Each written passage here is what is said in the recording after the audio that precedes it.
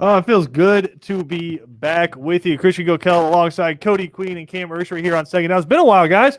We had some day baseball for you last Thursday, a little more day baseball for you on Friday. So, hope you guys enjoyed your extended weekends. I know I sure did, but it's good to be back talking Atlanta Braves. Got a lot to dive into there. It's never been happier to have an off day than today for the Atlanta Braves because they surely need it with all of the injuries accumulating for the Braves. Also had G-Day this weekend, along with a lot of other spring games as well. We'll dive into some conversations about that. Potential star emerging for the Georgia Bulldogs on Saturday. We'll dive into that. Also going to catch up with Brooks Austin coming up in the 3 o'clock hour from Dogs Daily on SI.com. Get his opinions about G-Day. We have a couple of guys getting ready for the NFL draft coming up in the 4 o'clock hour. Former Georgia Tech wide receiver Jalen Camp is going to be on the show, as well as former Georgia Southern linebacker Rashad Byrd coming up later in the 4 o'clock hour, former all Sunbelt first teamer there. So we'll talk to some guys who are getting ready for the NFL draft because we are now a little less than 2 weeks away from the NFL draft, Cody? A little less, baby. Okay? Let's go. How many mock drafts are you going to do this week? I'm actually going to do one while we're on second down. I have been talked down on that. So 3 and out comes.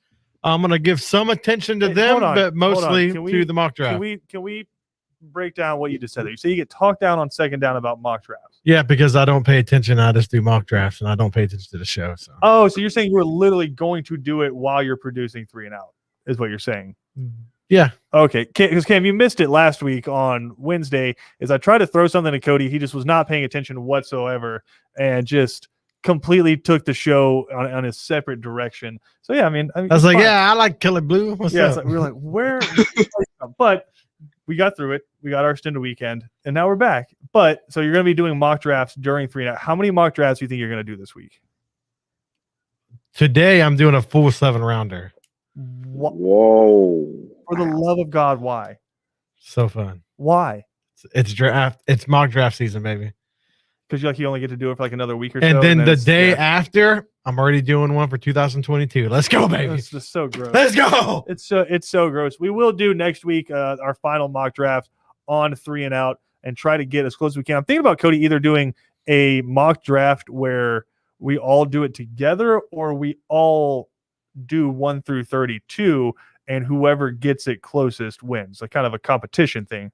Ooh, I like that. Maybe on ESPNCoastal.com we'll make something where fans can submit. The listeners can submit their 1 through 32, and whoever gets it, we'll get with the sales department and see if we can scrounge together a prize for the folks out there. But yeah, that sounds like fun. We'll put that out. Look at you on the fly. Listen, Boss man's listening right now. Like what? We got a what? Yeah, show meeting on the radio right now. But hey, again, Kevin, we need prizes. Look at it, he's right there. Yeah, Kevin, we need prizes. Thank you very much. But again, a lot to dive into today. A lot of Atlanta Braves stuff. A lot of draft stuff and a lot of Georgia football from the past weekend. A lot of other spring games too. Bryce, woo!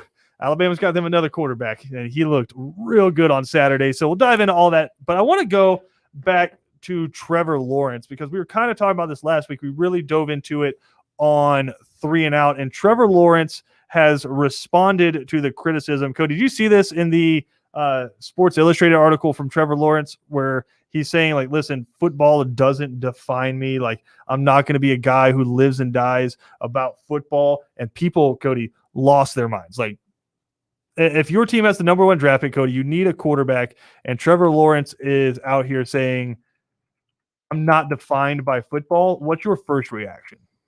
His own person, I don't understand why people are freaking out about this. No. If I'm like a No, you saying that because he's going to the Jaguars. If the Broncos I'm not afraid of him. Had the first pick, and Trevor Lawrence said, I'm not defined by football. Oh, no, you are football if you're a Bronco. You are football. That's the end of it. End of it. See, you're totally willing to be woke and listen, you be your own person. You don't have to be defined by football when it's the Jaguars picking. But if it was your guy coming to the Broncos, you'd be losing it. Oh, yeah, because it matters when it comes to the Broncos. It doesn't matter when you go to the Jaguars. Who cares? Let him live his life. Well, whatever. He has put out a response since then, and he put it out on Twitter, and he said, it seems as if people are misreading my sentiment. I am internally motivated. I love football as much or more than anyone. It is a huge priority in my life, obviously. I am driven to be the best I can be and to maximize my potential and to win. And he put win in all caps. I have a lot of confidence in my work ethic. I love to grind and to chase my goals. You can ask, as Cody takes it off the screen. Oh, my bad. You're good. You can ask anyone who has been in my life. That being said, I am secure in who I am and what I believe. I don't need football to make me feel worthy as a person. I purely love the game and everything that comes with it. The work, the team, the ups and downs. I am a firm believer in the fact that there is a plan for my life, and I'm called to be the best I can be at whatever I'm doing. Thanks for coming to my TED Talk, LOL. He's gonna slide. He's going to the Falcons. Like Cody, you're ready to be like Trevor Lawrence is now mentally like the fourth best quarterback in this draft. People are doing this just for him to slide. He's not sliding. He's sliding. He's dude. already donating to Jacksonville charity. He's going to be a Bronco. I could feel it. I don't know, Cam. What are your thoughts on this whole situation? Oh, no, I love the comment. I mean, he's not defined by football. Most athletes, they rely on sports, and sometimes when they get injured or something bad happens, that kind of messes with their mind. But I actually like that. I like the fact that he feels like he's not defined by that. Well, it goes against everything we expect out of our athletes, right? We want them to be the guy. We want them to be selling their soul for our team, right? If you're saying you have interest outside, you could have been watching film and you were at your daughter's dress rehearsal. Like, what are you doing? What? We pay you millions of dollars every year because I pay for a cable package and I watch this and you have to entertain me. Like, it completely goes against the thought process behind what we want. Like, what do we always hear? It's like, hey, first man in, last one out, right? First one in, last one out. That's what we want, right? We want this guy selling everything to be our quarterback and to win that game on Sundays for our team. That's not what just won the Super Bowl. Bruce Arians' philosophy, I don't know how aware you guys are about this, but Bruce Arians, the head football coach for the Buccaneers, his whole thing is, if I hear that you missed your daughter's ballet recital, or I hear you didn't go to your kid's baseball game on Saturday because you were working, he's like, we're going to have a conversation. Because mentally, in his opinion, his players and his coaches function better when they're not having to consistently miss things. He's told guys he would fire them because he feels like it would be better for them and their families if they were more involved because they were no longer having to grind for the football team. Right? I mean, that just won the Super Bowl. Yeah. And so that kind of counters, I guess I'll ask your opinion. Does that kind of counter the overly macho mentality of you have to be in there 120 hours a week, watching tape, grinding, doing bench press while you're reading your playbook? Like, did the Buccaneers kind of counter that last year, which is kind of like the family mindset of, we're going to get in here, we're all pros, we know what we need to do to take care of our bodies now, I trust my offense? Or was it just the fact they had Tom Brady? It was the fact they had Tom Brady. It's just the whole fact that they had Tom Brady. I do enjoy that. Why did you get Tom Brady? Because he was sick of the reverse of that, which was, we're the Death Star, do it our way or it's the highway. We'll cut you if you even breathe about a pay raise. Yep. Like, he went to the complete opposite of that from New England to Tampa Bay. So I would be willing to say the reason he went to Tampa Bay was because of that philosophy. I'm not saying it's not a bad way of doing things. I think it's amazing. There's the best military units that I have been in have been like that. Yeah. 110%. I was around great leadership.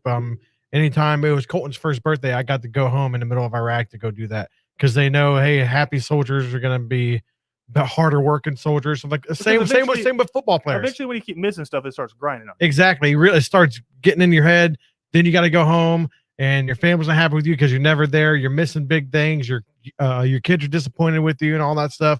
So all coaches look at this and be like, "Hey, man, business is business." But not all coaches are like this. You got to, which is ridiculous. But not all coaches are like this. Again, a lot of coaches are, I'm going to stay up until 4:00 in the morning watching tape and sleep in my office, and my wife knows the deal, right? I know plenty of coaches. I know a couple in the NFL, but plenty in college who are that way, especially during the season. And then in college, it's tenfold on top of that because you're flying in planes and driving in cars to recruit. But I want to give context to this because the quote from Trevor Lawrence from Sports Illustrated is what we were referencing. He said, "It's not like I need football for my life to be okay." Like, that's the one that everybody's up in arms about. We would go on to say, I want to do it because I want to be the best I can be. I want to maximize my potential. Who wouldn't want to? You kind of waste it if you don't. It's hard to explain that because I want people to know that I'm passionate about what I do and it's really important to me, but I don't have this huge chip on my shoulder that everyone's out to get me and I'm trying to prove everybody wrong. I just don't have that. I can't manufacture that. I don't want to. Now, who is the biggest sports icon winner in American history? I'd say Michael Jordan. Yeah, probably Mike. Probably wearing Michael Jordan's shoes right now, right? Yeah, probably Mike. Yeah. He's not wearing any shoes. So he's like, I got some Jordans on right now. But what was Jordan's whole thing? Like, Michael Jordan would literally create fake headlines mentally to motivate himself because he was that much of a winner. That's how much winning meant to him. And that's kind of what we want out of the superstar on our team. And make no mistake, Trevor Lawrence, he hasn't even drafted yet, is now the superstar of the Jacksonville Jaguars. He's supposed to be the savior of that franchise, which I do not wish that on anybody, not just Jacksonville. I don't wish the savior of any sports franchise because for the most part, it's not one player who's the problem, right? It's a system. It's a culture that's the problem. And one player, typically, especially in a sport like football, can't flip that around. Do I think Trevor Lawrence could be a good start? 1,000%. Do I think maybe guys will want to come and play with Trevor Lawrence and can help out in free agency? Sure. But one guy isn't going to save the Jacksonville Jaguars. But when you're a Jaguars fan, and outside of a couple of years, for the most part, it's been a constant monotony of bad. And you're a loyal fan base. I'll say that for the Jaguars. I don't think this gets enough attention. Jaguars have an extremely loyal fan base. Oh, we live down here. An amazingly loyal fan base in and around Duval, and then kind of spread out through the panhandle up into some parts of Georgia and Alabama. But they have down to Central Florida, man. They have a super solid fan base, and they're desperate for a consistent winner. I mean, think about who's been in their division that they've had to play. They had to play Peyton Manning. And then they had to play Andrew Luck. They're in the same division as the Colts, two teams that are a team that's constantly had great quarterback play up until recently, right? So they've seen what it looks like. And so now they're kind of saying, is it our turn? Is it our turn to have Peyton Manning? Right. And so Trevor Lawrence is coming in, but then he says, it's not like I need football for my life to be okay. And you're like, but I invest my heart and soul and a lot of times my money into this team. And you're the guy who's going to be the face of it. You're going to be the most important position in any sport for my team. And you're saying, yeah, but if I could walk away from this and be okay. Yeah. And he's like, I don't have a chip on my shoulder. You're like, but it's Duval. Like, we have two chips on our shoulders. We're like a stack of Pringles up there. It is up on there. There's chips on the shoulder. I think that's good. I think that's good for Jacksonville because it's fun to be the underdog every now and then. It's better to be a winner. It's better to be the team that people are trying to upset. It's better to be the standard, right? What do you think is more fun? Being an Eagles fan and you get that one win over the Patriots? You got that upset. You had the chip on your shoulder. You're dancing to Dreams and Nightmares, right? Running out to the Super Bowl. Like, you had the chip on your shoulder. It was live for an entire playoff run, right? What do you think is better? Being an Eagles fan and having that, being an underdog, chip on your shoulder, scrappy, winning the Super Bowl, beating the hell out of the Patriots, or being a Patriots fan? Oh, Patriots fan. 100%. And having 6 Super Bowl rings. Yep. Having Super Bowl's nice. It's real nice. What do you think is better? I say being the standard's better. Yeah. And what has Trevor Lawrence been in college football? He was the standard. Didn't go to the college football playoffs. Won an ACC championship every single year he was in school. Lost twice, and both times was in the college football playoffs. To Justin Fields and Joe Burrow. Yep. That's who he lost to. To what? Probably top 10 picks, obviously. Yeah. Joe Burrow's number 1 overall, and Justin Fields is probably going top 5. Yeah. Like, minimum top 10. That's who he lost. I mean, he also beat Justin Fields. And he beat Tua, who's the starting quarterback for the Miami Dolphins, right? He's the standard. I would rather have that as my starting quarterback and saying, I know how to do this. I know how to win. I don't need a chip on my shoulder. I don't need to create press clippings. I don't need that. I'm going to come in and I'm going to execute the same way we've been executing at the second most dominant college football program for the last decade. I'll show you how we do it. And I think, for me, Cody, that's the difference between Dabo Swinney and Nick Saban. is Dabo. Everything I've heard about that place is there's a standard and there's execution, and then they practice just as hard as anybody else. But it's also more of we understand that this is football. It's a sport. It's more of a relaxed family atmosphere. It's kids. We're recruiting 17, 18-year-olds up here. It's supposed to be fun. This isn't supposed to be a job.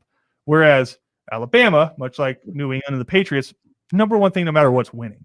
Yeah. Like that's first and foremost is winning. So it's a different in culture. A lot of people want the guy that's, I'm here. I told my wife football season starts in August. I'll see you in February because we're going in, we're grinding at the field house. We ain't leaving, playing through injuries. Trevor Lawrence is saying, I know how to do this. I know how to win. I don't need the chip on the shoulder. I like the professionalness of it. Like he's acting like a professional right now. He goes, dude, I've been doing this for a minute. You know what I mean? Yeah. This is the way I do it. Obviously it works. I take my me time. I take it serious. Obviously, it's what he's saying. He's not saying he does not take it serious, but like he's saying, he's not overwhelmed. I think that's what it's mostly saying. Hey, dude, I'm not overwhelmed by all this. So I'm not like, oh man, I got to do this. I have to do this. Yeah. You know, my God, I got this chip on my shoulder. He's never been that guy. That's what I'm saying. Yeah. Since middle school, he's never been that guy. He's always been who's next, right? Yep. He's been the guy coming up out of middle school into high school ball who's already 6'3" and whipping the ball around like that, right? Coming out of Cartersville, he's the number one player in the country, and it's not really close. Right, and he's going to Clemson. And at Clemson, I know it took 4 games for him to get the starting job, which I mean, a true 4 games. One of the top 2 schools in the country. It took him 4 games to get the starting job, but he was that guy, and then he was the face of college football for the next 3 years, right? Like this, he's never been the underdog, Cam. Yeah, people have to understand it's a new generation. This is not like the 80s with Ronnie Lott where he messes up his finger and then cuts his finger off, and because he wants to keep playing. And Michael Jordan and Kobe, they will determine. It's a new generation. Look at basketball, football. It's just brand new. That's all their mindsets. They've been doing it for a longer period of time. He'll be fine. I like the comment. Yeah, and listen, it's constantly evolving, right? Because what were the stories you heard from your dads about when they played sports? It's like, oh, we didn't get water, we got salt tablets. And it's like that's not good.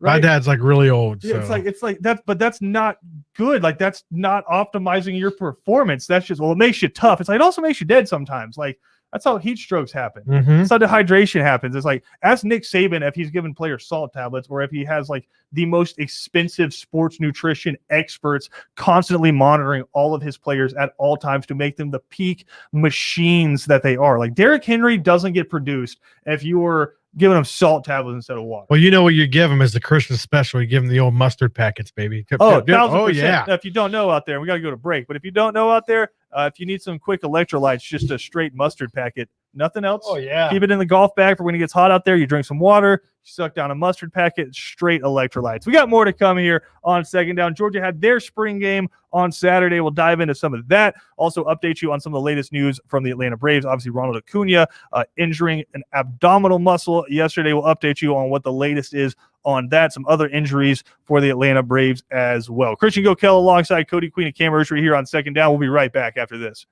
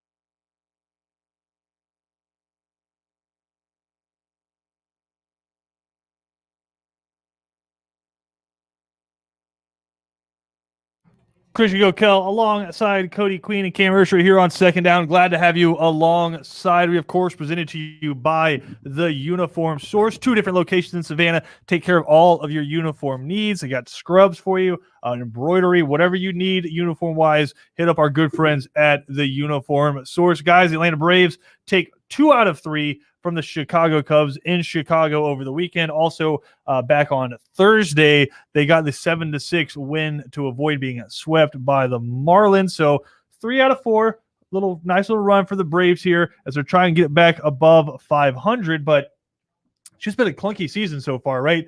You start the season with the news that Major League Baseball has pulled the All-Star game out of Atlanta. You go up, you get swept out by the Phillies, and then you go on what ends up being a 4-game losing streak, and then flip over and win 4 games in a row, and then lose another 4 games in a row.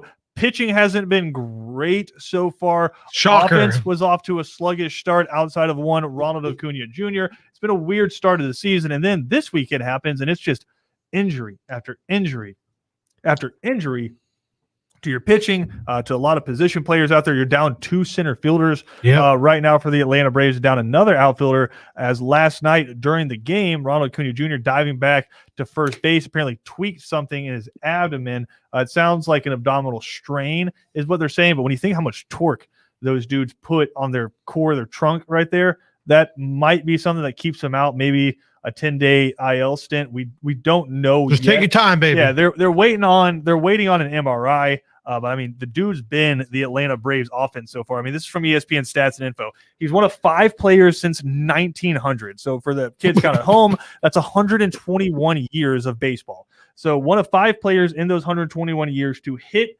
over 400, score at least 20 runs, hit at least 5 home runs through 16 games. Dude, let's go. Like that's what Ronnie's been up to since the start of the season. He's on pace for 70 home runs, 160 RBIs, 30 stolen bases. Like that's what he's on pace for. I doubt we'll see him in this series coming up. You got a little 2-gamer against the New York Yankees. Day off today, then you get back out at tomorrow. Both of those games are going to be 6:35 first pitches. Of course, we'll have all the coverage here, but the offense has come to life. Freddie Freeman has been doing Freddie Freeman things. You're still waiting on Soroka to get back. And now you're really down 3 starters because you have Drew Smyly. He went on the IL with finger pain. Max Fried had the hammy. And also, it just seemed like something wasn't right with him through his first 3 starts. I mean, his last one, clearly his worst one. So he's on the 10-day IL, and you're obviously still waiting on Mike Soroka to get back, and you don't know what he's going to look like when he finally gets back from that Achilles tear from last year. So you got to think it could get better, or it could be one of those things where you got to start looking for some help. Because, I mean, Cam, the offense is starting to come around. I mean, even last night, you're down all of those players. Johan Camargo has to come in for Ronald Acuna, but you still put up 13 runs on the board, right? Freddie Freeman's starting to hit. Dansby Swanson's starting to hit. You have the middle. Travis d'Arnaud is just a stud. Like, he's been unbelievable. It's been a great signing the last couple of years for the Braves. He's doing a great job from his catcher spot. But now with what looks like it could be a couple of weeks that you're without Ronald Acuna Jr., you're going to need guys to step up. But it does seem like some of the new guys, Guillermo Arita has been great. Irde Adrianza has been awesome for them. And he was hitting through spring training, and now he's just hitting nothing but bombs. But, I mean, Aradia had a grand slam yesterday. Yep. Yeah. So, I mean, you have some bench guys that are able to come in. Kung Fu Panda. I'm saying don't start Kung Fu Panda because he kind of sits on the bench and warms up all day, kind of like he's like charging, and then you get up there, get that 1-2 run bomb from him like the 7th inning, and then he goes back down and sits on the bench again and starts charging up for the next day. It's one of those things where it's like Nick Foles. It's great when he comes in as the backup. You don't want him to be your day one everyday starter, right? It's just one of those magic things in sports where some guys just mentally they work better coming off the bench. I don't know what it is. But Kung Fu Panda's got that. But, I mean, he's a physical specimen. He is. He's doing it for all of the plus size. Let's go, baby. Let's go, guys. Yeah, in the world right there. Anybody that ever felt bad about having to undo your belt after eating Thanksgiving dinner, Kung Fu Panda's here to show you're still athletic. You still got it. Get out there and try it. It just gives you extra torque. Yeah, don't give Heart disease is a thing, man. You can't. Yeah. I mean, listen, he's still a professional athlete. It's true. He's just built I solid. wonder what his workouts consist of. Does it have to do with any cardio or just swinging for the fences? I think a lot of curls. A lot of curls as he's picking food up on one side. There you go. A lot of curls with a tasty beverage. He's got like weights on his wrist now. Tasty beverage on the other side for Kung Fu Panda there. But I mean, Cam, just kind of a touchy part of the schedule coming up for the Atlanta Braves. You have a 2-game set with the Yankees, and you have 3 home games against the Diamondbacks, and then you stay home and you welcome in the Cubs for I believe a 4-game set. You're hurt, but you're about to be home for 7 games. Just kind of a touchy spot for the Braves right now. You want to get through this next spot, I got to imagine by the end of it, at least at 500. Oh, yeah, definitely. These temporary injuries, it's not going to be bad for them. It could be either beneficial or detrimental because, like you said, you want to have your team well-rounded, have a lot of depth at the end of the day, which they lacked at the end of the year towards that series against the Dodgers. So these guys that normally don't play, they're going to get to play, get experience, and I think they'll be fine. I'm looking at their next 9 games. Every team they're playing, including them, but every team they're playing, they're under 500. 7 home games. They're going to be comfortable at home. They'll be just fine. I'm not really worried. And it's the beginning of the year. It's good that these guys are getting experience. Yeah, Yankees last place in their division for the first time in a second to last in the league, right in front of the Rockies. Oh no, God, well, we're the worst in the league. Somebody on this show's favorite team. I can't quite figure it out, but again, you got a 2-game set coming up in Yankee Stadium. They're 5-10 right now. They've really been off to a bad start. You know, their media up there is just hammering. Oh yeah. Constantly. It's been a tough start for old Aaron Boone and the Yankees thus far. They're 5-10. Hopefully they don't get it right against the Braves. Hopefully Braves keep it rolling. You know, took 3 out of the last 4. Keep it rolling, go into the Yankee Stadium, sweep them out in a couple games, get out at 500, and then get into the Diamondbacks and the Cubs again. And then all of a sudden you can start distancing yourself from that 500 record a little bit, get the season on track, and then you start welcoming guys back. I mean, we got to be coming up on Max Fried starting to work out again and getting him back. According to Alex Anthopoulos, he said Mike Soroka, they were shooting for the second homestand. Well, we got the second homestand coming up for the Atlanta Braves, so maybe we have a Mike Soroka appearance soon. Didn't think Bryce Wilson was terrible yesterday. I mean, ends up giving up, I believe he gave up 3 runs. They scored 4 total on the day. But Bryce Wilson, I thought for his first start of the year, didn't think it was a bad start. Thought Kyle Wright was fine in his start as well. So emergency, you got Bryce Wilson, you got Kyle Wright to go to, and you're probably going to need them again at least another one time through the rotation, maybe a couple times through that pitching rotation. But again, BJ, settle down. Just because you're 7-9 right now doesn't mean the season's over. I know after 0-4, we had to pick him up off the floor, but Braves going to be fine. Get some guys back, get healthy, go on a little bit of a run. We got more to come here on Second Down. Dive into some thoughts from G-Day when we come back.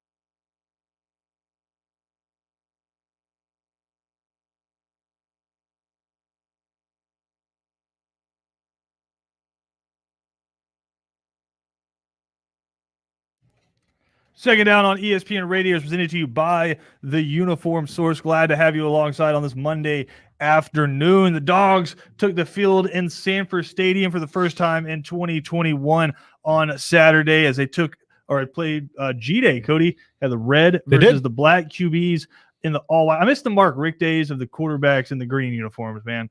It just stuck out like a Thor sun, but it kind of became thing you love to watch. Oh, you like that? Oh yeah, the green uniforms, just like the very, very clearly don't hit this. Very fragile, don't touch. Fragile, yeah, must fragile, be French. don't touch. But the quarterbacks out there rocking the white uniforms for Georgia at G-Day, and not, Cody, interestingly enough, if you want to get into a uniform talk, not the alternate black uniforms with the dog spikes and the dog on the shoulders. These were just the old black uniforms, like the red ones, just black. I like that. Nothing switched up. So maybe something to watch out for in the future, or maybe just, hey, we got these, let's use them. Like, you just don't know. That's one thing I've learned about Kirby Smart is with the uniforms. Dude is super secret squirrel about that type of thing. Like, hey, what uniforms are you? Oh, really? Yeah. What Kirby uniforms? Smart, it's not Mark Richt. It's the Georgia fan base. You got to be real careful. Hey, dude, with super superstitious about them uniforms. On switching that uniform up because you wear it and you beat Hawaii. It's fun. You wear it and you get smacked down by Alabama. It's not so fun. So can't do it. Yeah, Georgia fans a little bit touchy, but even prior to that, it was like Georgia fans didn't inherently love the silver britches back when Vince Dooley made those, the permanent ones. I know Jim Donnan came in and he put like a black stripe down the helmet. Mark Richt immediately ripped that off when he got to town. So, Georgia fans a little bit finicky. I would like to see them bring the black pants back because they have done that before. I think that'd be a cool one-off to do in a game. What uniforms made you sick? I got sick today because of Kevin's driving. Actually, we can talk about that behind the scenes. Kevin whips around the Power Ranger uniforms against Boise State. Will always stick out to me. But again, Georgia at G-Day on Saturday. Cam, JT Daniels, 324 yards, 3 touchdowns, looked in control of the offense, and I thought would have been even better, but they have the lame spring game rule where if the defensive lineman just breathes on you, they blow it dead. And so he was sacked a few times, but I thought you got a chance to see more so than at any point last year what this offense can be, right? And to me, it seems a lot more instead of run up the middle and try to pick up 8 yards when you need it on third down. It was a lot more, we're going to stretch you left, we're going to stretch you right, we're going to hit you up the middle with a run, and then, there goes Arian Smith down the sideline with his elite speed. Just so more of a vertical passing game, but also a lot of swing passes to Kearis Jackson, to James Cook, a lot of quick, efficient ball into the hands of your playmakers, and that's all Georgia fans have wanted for the last, I'll say, post Mike Bobo. Oh, yeah, I'm excited. This is the first year where I'm actually, coming into the Georgia season, I'm like, okay, we have an offense. We could do something. We're creative on offense, finally. I know the defense has to catch up to speed. We're bringing in some new guys in the secondary. That's fine.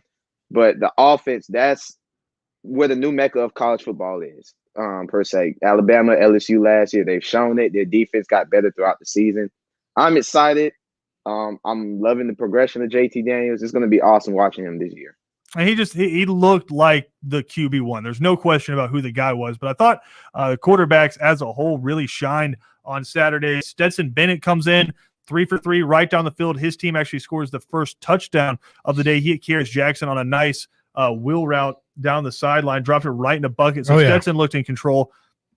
And people forget this about last year is Stetson Bennett had just as many snaps as anybody else in that offense. And so when he came in, he just happened to be the healthy guy and the most efficient until JT Daniels was ready to rock actually in a game instead of just in practice and with the scout team. So Stetson Bennett has now had more time to work into this offense. And I would say right now, if Georgia was rolling out against Clemson tomorrow, Stetson Bennett is probably your backup right now. Carson Beck looked good, and he's more of your prototypical college quarterback, right? Dude, 6'4", 6'5". You could tell there's just a difference when he's out there. But Stetson Bennett is a results guy. You look and you say, yeah, he just moved the team right down the field. And he threw an interception, but it's a spring game. You're trying to just not take dunk downs every time. You're trying to push the ball down the field. So he did get picked off, but for the most part, I thought Stetson looked really good. And the quarterbacks as a whole, I mean, even Brock Vandagriff, that dude's huge. Dude. I like Brock, baby. First year, and he had the freshman fumble. He right in his hands and he fumbled it. But Brock Vandagriff, kicking it out to the outside, and he was outrunning like Georgia linebackers. Like, dude, it's going to be fun to watch in the next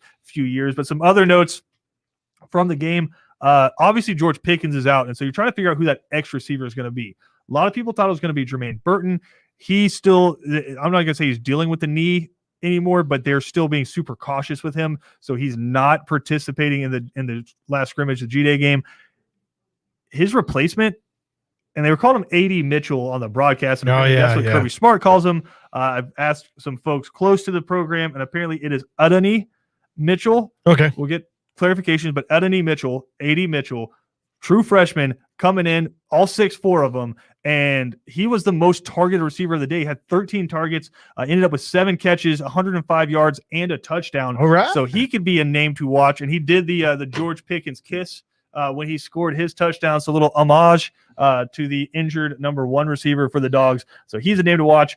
Love watching Darnell Washington play football because, all 6'7", 280 pounds of him playing tight end and just trucked like some poor child on the sideline. That was bad. And I say child, I mean like a college safety tried to come up and tackle him one-on-one and just crumbled him like a Coke can and rumbled down the sideline. He's going to be fun to watch. The tight end group, I think, is a group to watch for Georgia as well. But Darnell Washington ended up with 4 catches, 84 yards, and a touchdown. It just moved way too well for a man who weighs 280 pounds. And then I don't know how much this answer is going towards the fall, but just for those listening out there, Jalen Kimber and Amin Speed were your starting corners in the game. You saw Keely Ringo and Nyland Green on the other side playing with the second team defense, but those are just some of the answers you saw.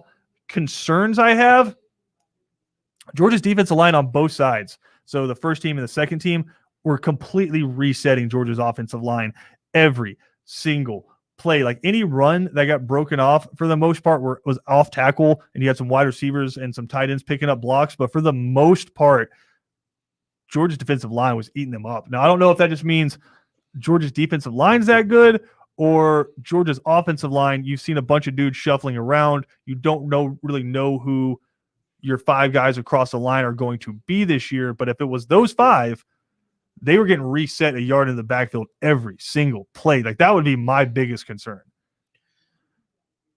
You're saying Amir Speed on, I just want to hit that real quick. He's a senior. I think he's going to be good this year whenever it comes to corners, but that D line, we talked about it before. It might be going to be its year. It might be. Well, we're saying it might be. I mean, Jordan Davis, I know they say that it has some concerns about his weight, but I mean, Jordan Davis is where you start. Wyatt had a great G-Day. He looked awesome. Nolan Smith is trying to find his way as that lead dog now. Come on, Nolan. That Azeez Ojulari is gone. But even Todd Monken spoke to this after the game. He said he doesn't have a concern about the talent. He knows the talent's there. He's concerned about execution now and finding the 5 guys. Now, I think the approach probably changes because in spring you're experimenting, seeing, okay, this guy projects as a guard, but let's try him out at right tackle, see if we can find something there.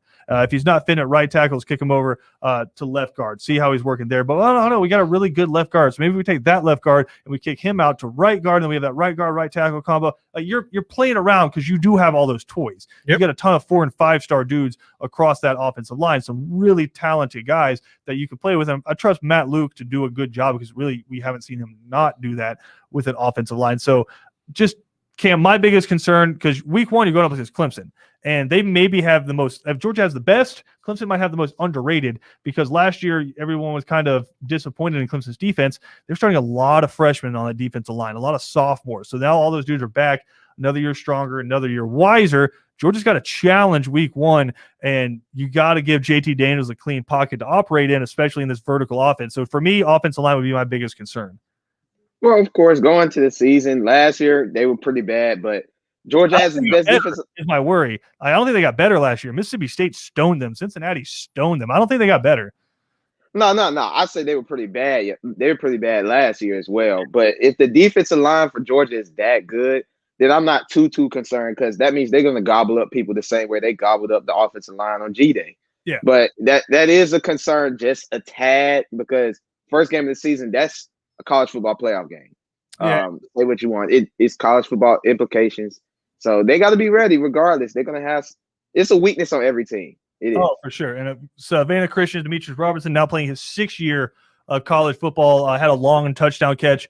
He's looking to become a bigger part of the offense in his final year there. So he had a highlight, know some interceptions. Lewis Cine had an interception as well during the game. So good to have the Dogs back on the field. Next time we see them on the field will be September 4th in Charlotte against the Clemson Tigers, the biggest game so far away of the season. But now, Cody, we get into baseball season. Then in a month or so, we start getting ready for media days. And once media days gets here, you know it's college football season. Oh, we love media days around here, baby. Oh, yeah. So it's coming.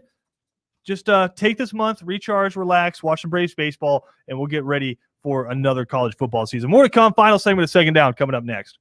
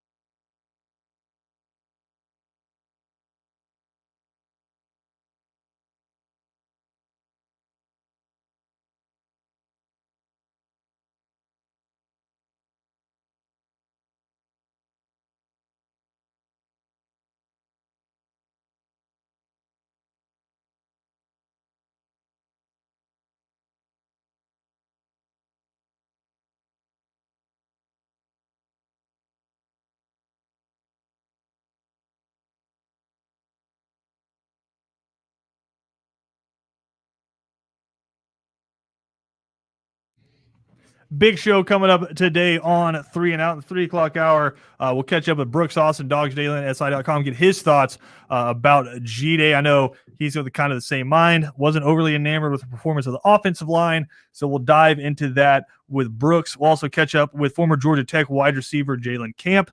Cody, he saved his best for last. How about this? Final game of his career, he had career-high interceptions and receiving yards. So saved his best for last there. He's getting ready for the draft, the 6'2 receiver out of Georgia Tech. A little bit later in the floor hour, we'll catch up with Rashad Byrd, former inside linebacker for the Georgia Southern Eagles, all Sun Belt first team back in 2019. So we'll catch up with him about that. So a lot of guys getting ready for the draft coming up. Cody, I know you're excited because this is really your last week. How's your because I think you've already started. How's your 7-round mock draft going? I have not started yet. I shall start coming who's going 3-0-3. Who's going number who's 3? Going 3 in your draft? It's going to be the way I would do it. It's the way I do it. So who's going 2? Fields, in your opinion? Yes, 2. Yes, Fields. That's just a silly way to do it. In my opinion. This would be a perfect world if they did it this or way. Do you want me to do a predictive one? I think predictive is the only way to do it. Okay. I will do a predictive one then. And again, we'll have more details coming about it, but next week you'll have your chance to go head-to-head with us in the first round of the NFL Draft. Test your knowledge. I know we always have old Charlie Campbell on from WalterFootball.com. Oh, yeah. And he's like, his claim to fame is the last 3 out of the last 5 years, he has been the most correct in terms of predictions in the first round. So we need to get him on. Well, I haven't kept track of mine. Yeah, we need to get, well, I mean, usually when you're not number 1 in the media, then man, probably something you can't claim there, or you probably shouldn't keep track of it after that. But Cam, how do you mock draft? You mock draft on what you think they should do or predictive? Because I think predictive is the only way to do it. But predictive. I'm finishing mine up. I think I'm probably going to release mine Wednesday. Oh, so I'm finishing mine up, and then next week, a day before the draft, I'll do one with trades that I think will happen. Just there you go. So Cam features some trades. Obviously, that's the thing that usually messes up everybody's is when a team hops up and starts trading, and everyone's like, well, there goes my entire first round. But we'll have more info coming up for you about that. But coming up next here on ESPN Radio, you got 3 and Out. BJ, Ben, and Kevin will break down college football news, latest from Ronald Acuna and his injury, and what do the Braves need to do to get back on track. All that coming up next.